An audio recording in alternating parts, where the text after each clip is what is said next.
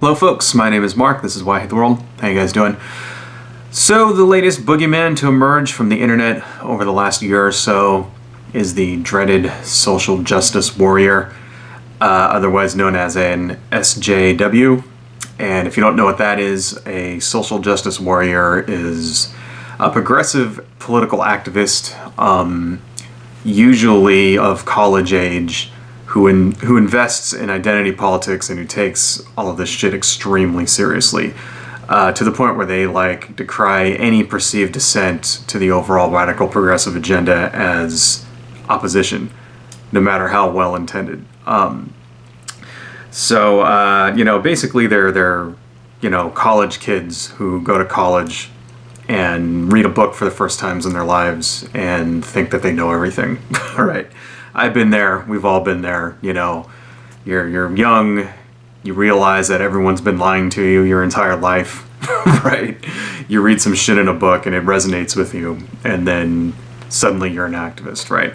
That's what these people are, But these are the people that you go around, you see them talking about safe spaces and trigger warnings and shit like that. That's where this stuff comes from, right? So the first problem I see is, because I identify with these people a lot. I mean, I used to be just like that, especially when you're young and you want to you want to change the world, right? I know exactly how it feels. There's a lot of injustice out there in the world, and you want to do something about it, and you feel like living in a country like the United States that you have opportunities and advantages over everybody else in the world, that all the other people out there that live on $2 a day and all that, and you want to do something about it, not just to make yourself feel good, not just so that you feel like you're, deserving of what you have, but, you feel, you want to do something to help the world, right, for whatever reason. But I see some problems with social justice circles. And one of those is they rely on safe spaces and don't allow any dissenting voices in their discussions. So if you don't know what a safe space is, I mean, there was a South Park episode where they made fun of it. A safe space is basically like a forum or a bulletin board or whatever, message board, something like that, where basically someone is allowed to come on and talk, and there's no opposition at all. You're not supposed to, you're supposed to, the way where it comes from, it comes from victims of it comes from forums dedicated to victims of abuse, whether that is child abuse or spousal abuse or whatever, as a way for them to go and vent, and get some, positive reinforcement and be told that it's not their fault and blah, blah, blah, blah, blah. That's where it comes from, right? And it's kind of evolved, right? So now, remember, that's where that concept was from. It's supposed to protect people who are in, a fragile state of mind or whatever, right? So you're not blaming the victim, is what that's supposed to be. And it's evolved to now there's political discussions going on in safe spaces. Go to a forum or a bulletin board where, social justice warriors hang out, or other online communities, certain subreddits on Reddit, for example. Try to engage with these people there, and you'll see that they'll just, if you don't toe the line, that they'll just ban you immediately. They won't even talk to your ass. They'll just, you're banned for blah, blah, blah, blah, blah, blah, because you're violating their safe space, right? Even if what you say is, done in a very respectful way. If you don't agree, then you're kicked out, right? And what happens when you do that, when you don't allow dissenting voices in your discussions, is that you end up inside of this infinite echo chamber where everybody inside is just they're just, brainless yes men just yapping back and forth and agreeing with each other, right?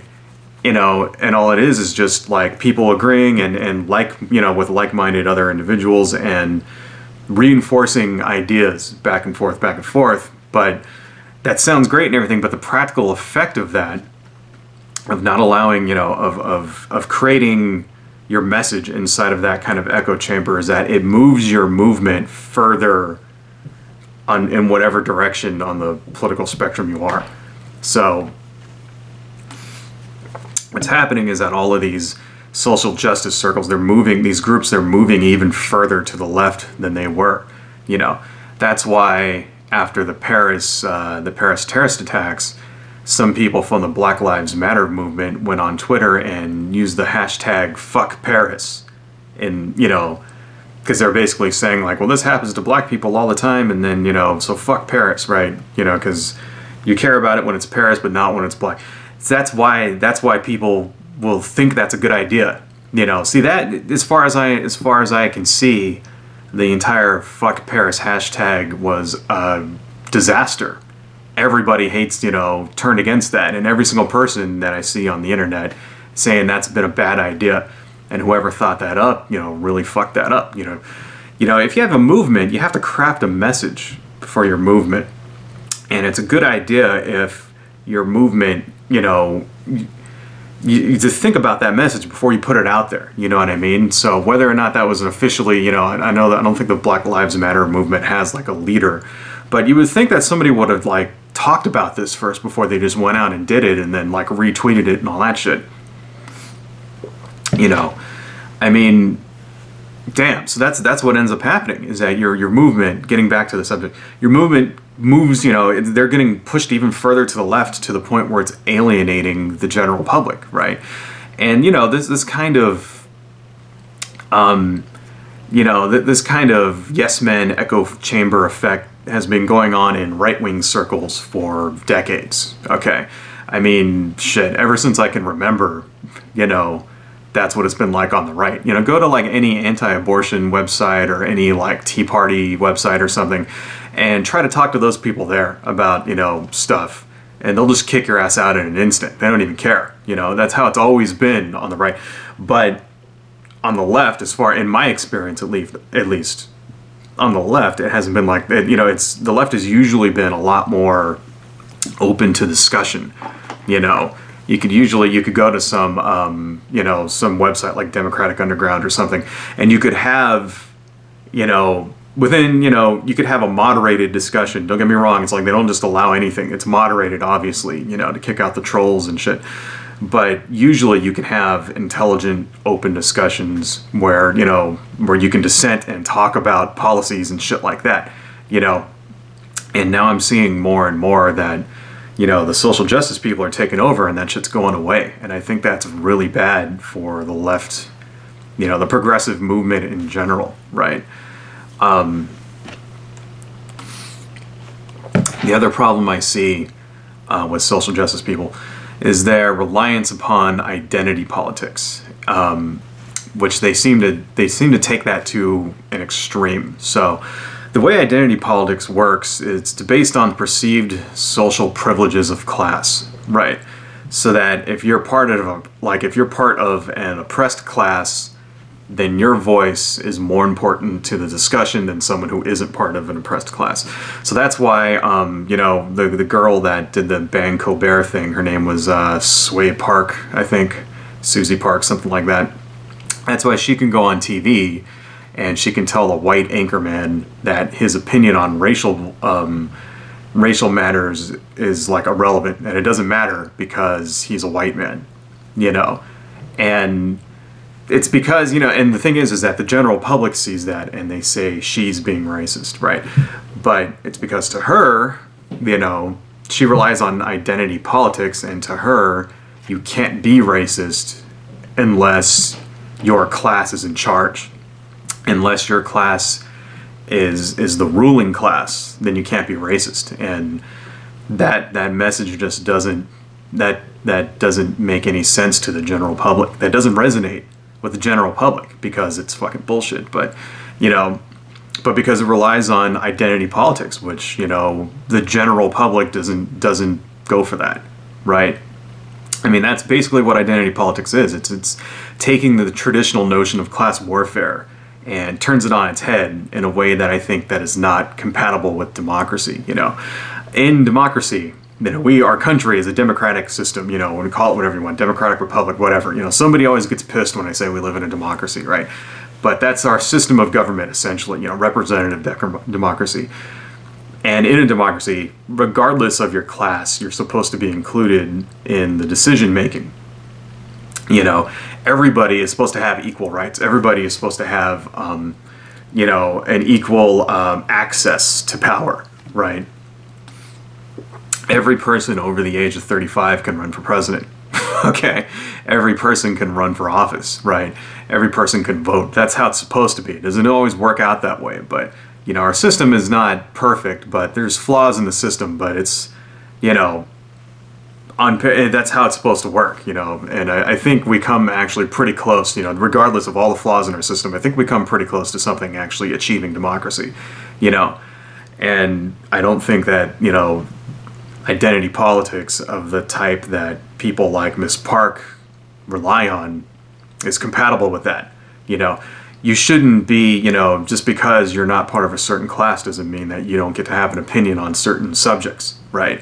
That's fucking, sorry, but that's authoritarianism. That's borderline fascism is what that is, you know. Think about it, right? That's essentially what fascism is, right? One class of people gets to make all the decisions over all the other classes because of their inherent whatever, race or something. And that's why I'm afraid for the future of the left, because as they rely more and more, you know, as the social justice people take over and they rely more and more on safe spaces and they don't allow dissent or even rational discussion in their policy making and their decision making and their crafting their messages, it's just going to alienate the general public and it's going to push them further to the right, you know. And in my opinion, the right wing in this country has too much fucking power already.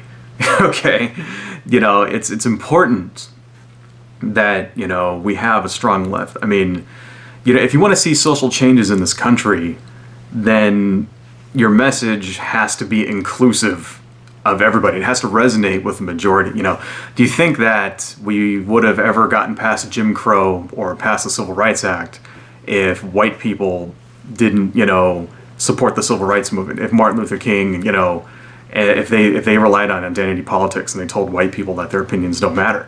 No, it never would have fucking happened. They never would have got anywhere, and that's why Black Lives Matter is not fucking getting anywhere, right? Because they're alienating the populace, or you know, you have to. It's a battle for hearts and minds, right? And you don't win that battle by telling people to fuck off. Okay, so it's important, I think, to have a healthy political discussions in this country, right? It's important to have a healthy, grounded, liberal, progressive movement that's all inclusive of everybody, you know, people of all races, from all political classes, right, from all wealth tiers or whatever the fuck, right? And, you know, because the left really is, you know, the only thing I think in this country that's keeping us from falling into a fucking, you know, right-wing fucking hell. I think the left needs to start playing to win, and that means cutting the safe spaces and the identity politics bullshit. So, anyway, adios, folks.